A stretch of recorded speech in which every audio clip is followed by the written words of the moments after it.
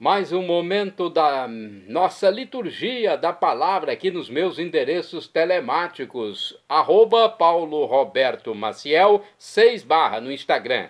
Endereço geral, Paulo Roberto Maciel. Você vai ao YouTube com mais de 10 mil vídeos, vai ao blog e ao Facebook. Neste vídeo, que eu faço com muita responsabilidade, pesquisando em fontes fidedignas da Igreja Católica Apostólica Romana, eu transmito a liturgia referente à terça-feira, dia 4 de fevereiro de 2025, quarta semana do Tempo Comum, no ano litúrgico C, cor verde, a cor dos paramentos litúrgicos. Na missa, temos o rito com o ofício à escolha. Então, é uma celebração eucarística à escolha do presidente da celebração. E eu faço isso para o presidente da celebração da palavra, da celebração eucarística, do grupo de oração. Tem reflexão aqui diariamente, ok? Então eu transmito o rito, praticamente parte dele aqui, com a liturgia, e também os santos do dia, ok? Bem, já falei sobre o principal, esse cabeçalho sobre a liturgia, sobre a missa, sobre a celebração da palavra. E vamos agora às leituras. Mas antes de começar a leitura, quero dizer que em Portugal tem memória de São João de Brito, hein? No Brasil não, mas em Portugal sim. E eu vou falar sobre a história de São João de Brito já aqui. Primeira leitura da carta aos Hebreus, capítulo 12, versículos do 1º ao 4º. Irmãos, rodeados como estamos por tamanha multidão de testemunhas, deixemos de lado o que nos pesa e o pecado que nos envolve. Empenhemo-nos com perseverança no combate que nos é proposto, com olhos fixos em Jesus, que em nós começa e completa a obra da fé. Em vista da alegria que lhe foi proposta, suportou a cruz, não se importando com a infâmia, e assentou-se à direita do trono de Deus. Pensai, pois, naquele que enfrentou uma tal oposição por parte dos pecadores, para que não vos deixeis abater pelo desânimo. Vós ainda não resististes até ao sangue na vossa luta contra o pecado. Palavra do Senhor, graças a Deus. Salmo responsorial, agora é o Salmo 21. Se for na Bíblia Vulgata, a Bíblia de tradução para o latim por São Jerônimo, a Bíblia da Septuaginta, que 70 sábios de Alexandria escreveram em grego, traduzindo do hebraico. Depois São Jerônimo traduziu para o latim. Então é o 21, Salmo 21. Se for na Bíblia de Jerusalém é o 22, Salmo 22. Versículos 26b ao 27, 28 e 30, 31 ao 32, refrão 27b. Todos aqueles que vos buscam hão de louvar-vos, ó Senhor. Repetamos: todos aqueles que vos buscam hão de louvar-vos, ó Senhor. Sois meu louvor em meio à grande assembleia. Cumpro meus votos ante aqueles que vos temem. Vossos pobres vão comer e saciar-se, e os que procuram o Senhor o louvarão. Seus corações tenham a vida para sempre. Todos aqueles que vos buscam hão de louvar-vos, ó Senhor. Lembrem-se disso, os confins de toda a terra, para que voltem ao Senhor e se convertam e se prostrem, adorando diante dele todos os povos e as famílias das nações. Somente a ele adorarão os poderosos, e os que voltam para o pó o louvarão. Todos aqueles que vos buscam hão de louvar-vos, ó Senhor. Para ele há de viver a minha alma. Toda a minha descendência há de servi-lo. Às futuras gerações anunciará o poder e a justiça do Senhor. Ao povo novo que há de vir, ela dirá: eis a obra que o Senhor realizou. Todos aqueles que vos buscam hão de louvar-vos, ó Senhor. Repitamos: todos aqueles que vos buscam hão de louvar-vos, ó Senhor. Vamos ao Evangelho agora? Evangelho escrito por São Marcos, capítulo 5, versículos do 21 ao 43. Capítulo 5, versículos do 21 ao 43. Vamos aclamá-lo e depois proclamá-lo. Aleluia, aleluia, aleluia, aleluia, aleluia, aleluia, aleluia, aleluia. Talita cum, menina, levanta-te. Ela levantou-se imediatamente e começou a andar. Talita cum, menina, levanta-te. Ela levantou-se imediatamente e começou a andar. Aleluia, aleluia, aleluia, aleluia, aleluia, aleluia, aleluia, aleluia. O Senhor esteja convosco. Ele está no meio de nós. Proclamação do Evangelho de Jesus Cristo, segundo São Marcos. Glória a vós, Senhor. Pelo sinal da Santa Cruz, livra-nos Deus, nosso Senhor, dos nossos inimigos. Naquele tempo, Jesus atravessou de novo numa barca para a outra margem. Uma numerosa multidão se reuniu junto dele e Jesus ficou na praia. Aproximou-se então um dos chefes da sinagoga, chamado Jairo. Quando viu Jesus, caiu a seus pés e pediu com insistência: minha filhinha está nas últimas. Vem e põe as mãos sobre ela, para que ela sare e viva. Jesus então o acompanhou. Uma numerosa multidão o seguia e o comprimia. Ora, achava-se ali uma mulher que há 12 anos estava com uma hemorragia. Tinha sofrido nas mãos de muitos médicos, gastou tudo que possuía e, em vez de melhorar, piorava cada vez mais. Tendo ouvido falar de Jesus, aproximou-se dele por detrás, no meio da multidão, e tocou na sua roupa. Ela pensava: se eu ao menos tocar na roupa dele, ficarei curada. A hemorragia parou imediatamente. A mulher sentiu dentro de si que estava curada da doença. Jesus logo percebeu que uma força tinha saído dele e, voltando-se no meio da multidão, perguntou: quem tocou na minha roupa? E os discípulos disseram: estás vendo a multidão que te comprime e ainda perguntas quem te tocou? Ele, porém, olhava ao redor para ver quem havia feito aquilo. A mulher, cheia de medo e tremendo, percebendo o que lhe havia acontecido, caiu aos pés de Jesus e contou-lhe toda a verdade. Ele lhe disse: filha, a tua fé te curou. Vai em paz e fica curada dessa doença. Ele estava ainda falando quando chegaram alguns da casa do chefe da sinagoga e disseram a Jairo: tua filha morreu, por que ainda incomodar o mestre? Jesus ouviu a notícia e disse ao chefe da sinagoga: não tenhas medo, basta ter fé. E não deixou que ninguém o acompanhasse, a não ser Pedro, Tiago e seu irmão João. Quando chegaram à casa do chefe da sinagoga, Jesus viu a confusão e como estavam chorando e gritando. Então ele entrou e disse: por que essa confusão e esse choro? A criança não morreu, mas está dormindo. Começaram então a caçoar dele.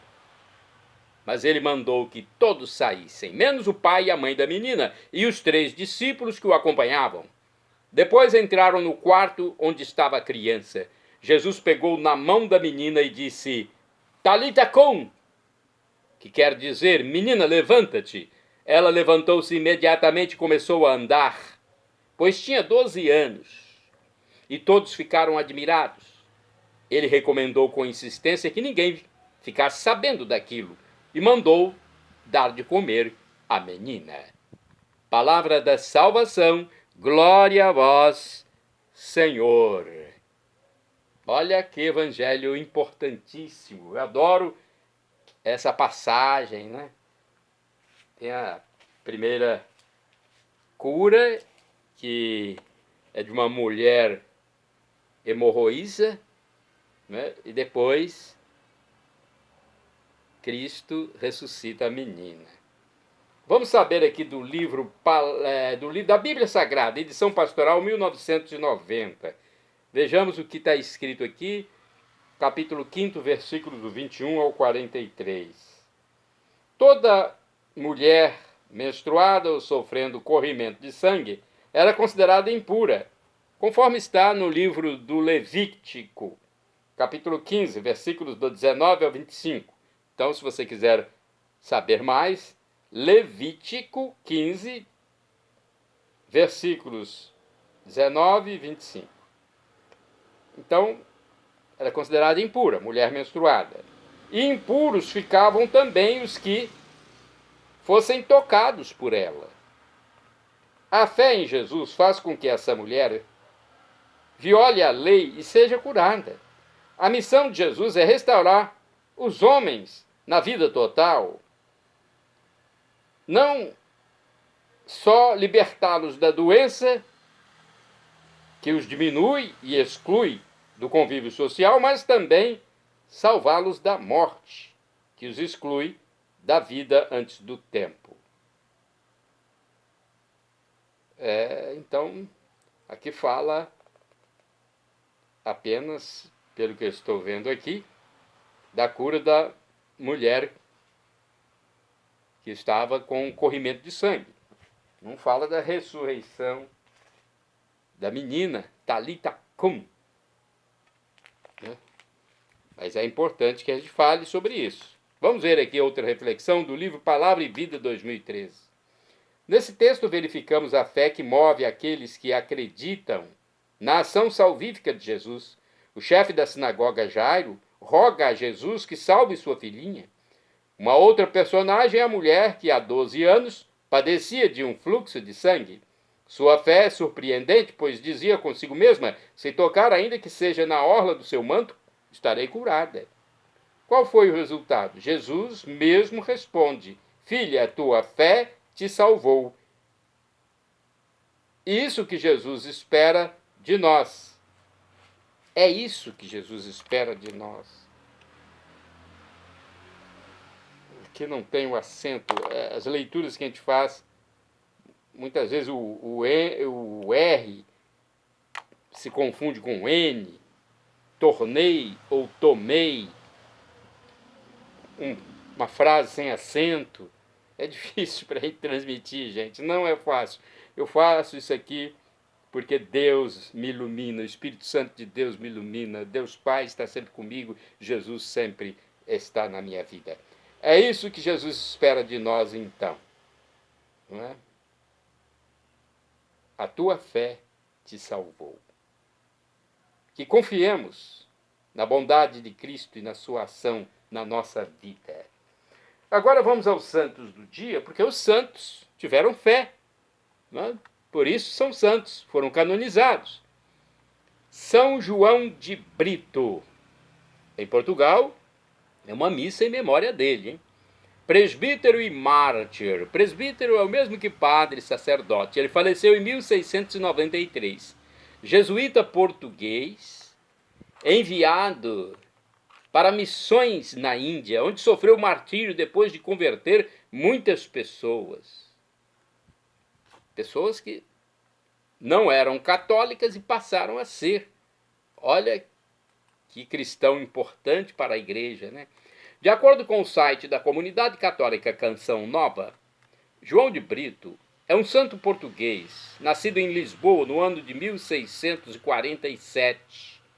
Em 1640, seu pai, Salvador Pereira de Brito, foi enviado pelo rei Dom João IV para ser governador do Brasil, lugar onde faleceu. São João de Brito, com sua mãe e seus irmãos, permaneceram na corte. Desde cedo, São João dava testemunho da busca de viver em Deus. Com sua saúde fragilizada, os médicos chegaram a perder as esperanças. Sua mãe, voltando-se para o céu em oração e intercessão, fez também. Voltando-se para o céu, rezando, né? Em oração, fez também uma promessa a São Francisco Xavier, e o pequeno João recobrou a saúde milagrosamente. São João passou um ano com uma batina, pois isso fazia parte do cumprimento da promessa.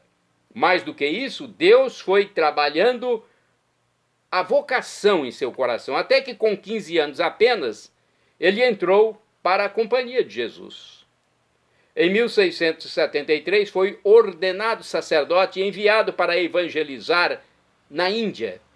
Viveu em Goa, depois no sul da Índia, onde aprofundou-se nos estudos, e todo aquele lugar, toda aquela região conheceu o ardor deste cristão, homem que comunicava o evangelho com a vida. Ele buscava viver a enculturação para que muitos se rendessem ao amor de Deus num diálogo constante com as culturas, o que não quer dizer que sempre encontrou acolhimento. Junto aos povos de Maravá, ele evangelizou e muitos foram batizados. Ao retornar desta missão, ele e outros catequistas acabaram sendo presos por soldados pagãos e anticristãos. E fizeram de tudo para que o sacerdote santo renunciasse à fé. Ele renunciou à própria vida e estava aberto para o martírio por Cristo, se fosse preciso. O rei chegou a condená-lo, mas um príncipe quis ouvir a doutrina que ele espalhava e muitos mudavam de vida e abandonavam os deuses. A conclusão daquele príncipe pagão era de que aquela doutrina era justa e santa. São João foi liberto junto com os outros. Não demorou muito, por obediência, voltou para Portugal, mas o seu coração queria de novo retornar para a Índia e até mesmo ser mártir. Foi o que aconteceu. Após dar seu testemunho em vários colégios dos jesuítas em Portugal, voltou para a Índia. Logo foi preso. Desta vez até um príncipe pagão chegou a se converter, mas o rei se revoltou, mandou castigar aquele padre.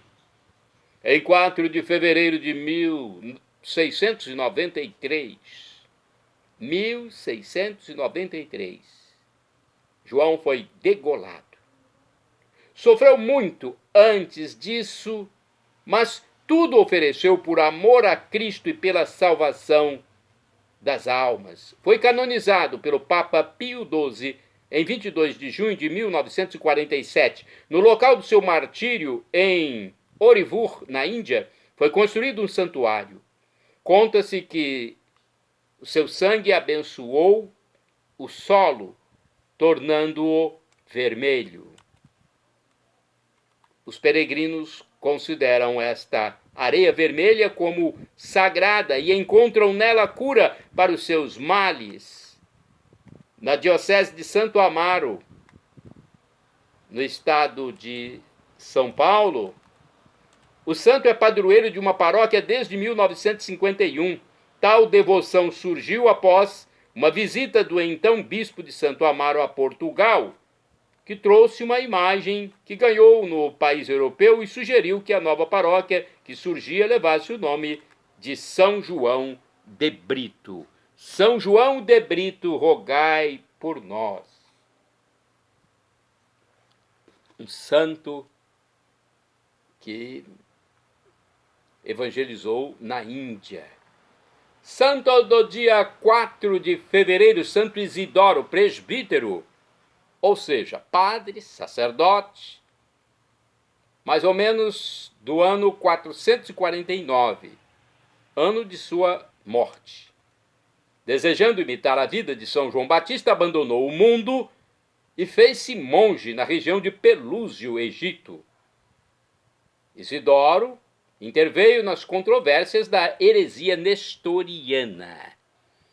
Santo do dia 4 de fevereiro, mais um santo.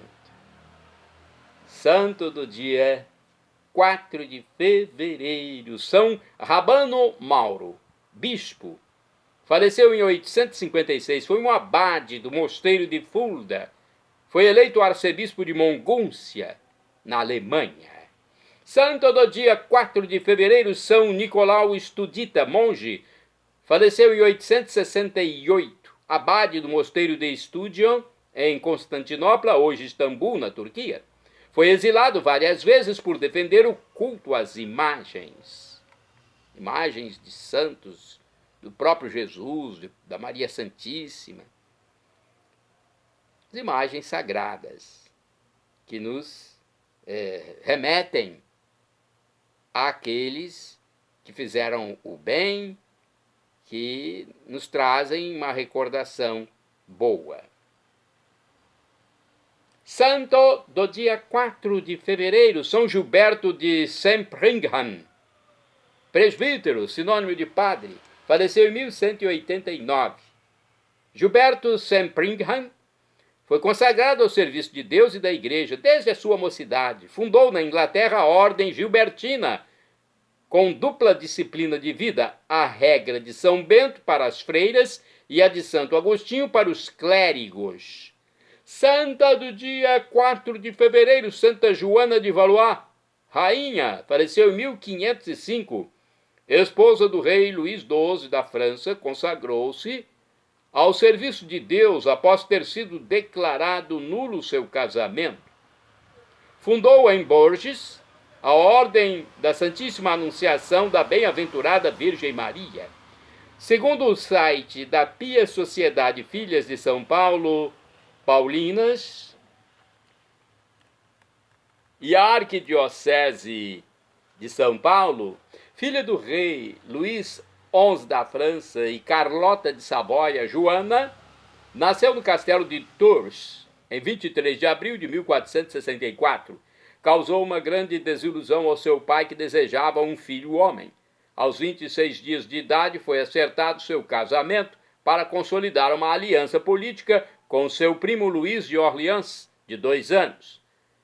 A menina cresceu com uma pequena deformação física. Por isto, aos 5 anos, foi deixada no castelo de Berry, no qual seu maior prazer era conversar com a Santíssima Virgem. Aos 6 anos, foi convidada pelo rei a escolher um confessor. Escolheu o monge franciscano Gabriel Maria, que a igreja também depois beatificou. Um ano depois, conversando com Nossa Senhora durante as orações, esta a investiu de sua missão mariana. Antes de morrer, fundarás uma família religiosa em meu nome. Assim fazendo, me darás um grande prazer e me prestarás um serviço. Como era de costume, aos 12 anos, se casou com o primo, apesar da sogra tentar desfazer a aliança, que já não era conveniente. Portanto, quando o pai de Joana morreu, ela se tornou a nova rainha, e o marido, o rei Luís XII, que em seguida a repudiou. Após a anulação canônica do matrimônio, casou-se com a filha do duque de Bretanha, em mais uma união de fundo político. Joana herdou o ducado de Berry, e um ano depois, em 1498, ingressou na Ordem Terceira de São Francisco, em Bourges, dedicando-se totalmente ao próximo, a Maria e a Jesus Cristo, seguindo sempre a orientação espiritual de seu confessor. Administrou suas posses com sabedoria e caridade, de forma a ajudar os pobres e doentes. Provou isto durante uma epidemia de peste, que se alastrou pelo território francês, mostrando todas as virtudes que carregava no coração. Depois, superando todos os empecilhos, fundou, com a ajuda do monge Gabriel Maria, uma nova instituição religiosa para as irmãs, com a finalidade de servir a Cristo e imitar a Virgem Maria em todas as suas virtudes. A nova família, essencialmente mariana, recebeu o nome de Congregação da Anunciação, cujo estatuto foi escrito por ela. Também, por seu desejo, consagrou as irmãs às 10 virtudes da Santíssima Virgem. No fim de novembro de 1504, com autorização do Vaticano, confiou a congregação aos frades menores da obediência, Ordem Terceira Franciscana. Morreu no dia 4 de fevereiro de 1505, de doença fulminante, no seu convento de Berry, na França. As graças e os milagres floresciam sob sua intercessão. Santa Joana de Valois foi canonizada em 1950 pelo Papa Pio XII, tendo determinado o dia de sua morte para as comemorações. Santa Joana de Valois, rogai por nós. Santo do dia 4 de fevereiro, São José de Leonessa ou Lionessa.